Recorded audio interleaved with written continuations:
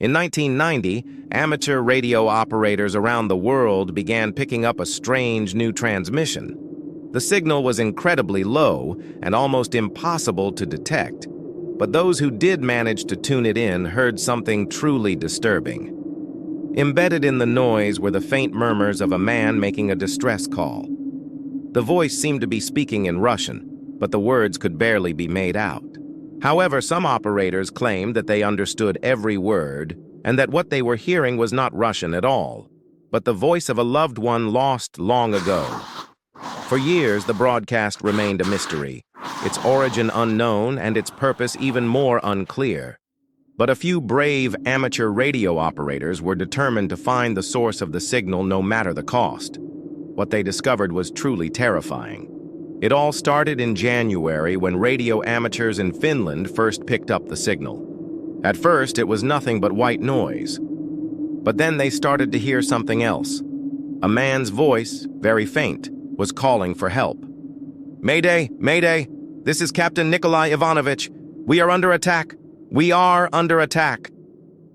The transmission continued like this for hours, then abruptly stopped. For the next few months, the transmission remained silent. But in May, it started up again. This time, radio amateurs in Norway and Sweden were able to pick it up. The voice was the same, but now it seemed to be speaking in English. "Help! Help me! I'm being chased! Help! Help me!" And then the voice would fade away into static. As the months went by, the transmission continued. The voice called out in different languages, each message becoming more and more desperate. But there was no reply. No one knew where the signal was coming from or who the man was. And as the cold winter approached, the searchers grew weary, and the case went cold. But then in March of 1991, the signal was picked up once again. This time it was in German. "Save me! Save me! I'm freezing! Help me!" The voice was weaker than before, as if the man was farther away. And then, just like that, he was gone. For the next 2 years, the signal remained silent. But by 1993, it had become much clearer. Amateur radio operators all over Europe were now able to pick it up. And by tracing the signal, they determined that it was coming from somewhere in the Atlantic Ocean. But how could they find the source without knowing exactly where it was coming from? The answer came when a group of divers decided to search the area. They had no luck at first, but then one of them noticed something strange. His compass was spinning wildly, and his diving watch was beeping erratically. Whatever was down there was messing with their equipment. And then they heard it. Faintly at first, but then louder, the man's voice. "Help me! Please! Help me!" The divers followed the sound and soon came across an old Soviet submarine graveyard. Many of the submarines were from World War II, and the divers believed that this was where the signal was coming from. But how could a submarine send out a radio signal if it was at the bottom of the ocean? As they searched the area, they found the source of the electromagnetic interference.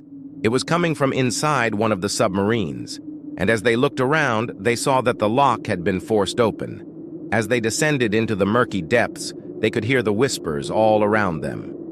"Help me," it seemed to say. "Please help me." The divers split up and began searching, but it didn't take them long to find what they were looking for. In the middle of the submarine was a metal box with a radio transmitter inside, and on the floor was a pile of bones. The divers knew that whatever had happened here, it hadn't been good. So they sealed the box and brought it to the surface.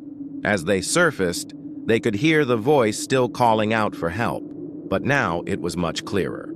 Using the information they had gathered, the authorities were able to track down the submarine's last known coordinates. And there, in the middle of the Atlantic, they found the wreck of the submarine.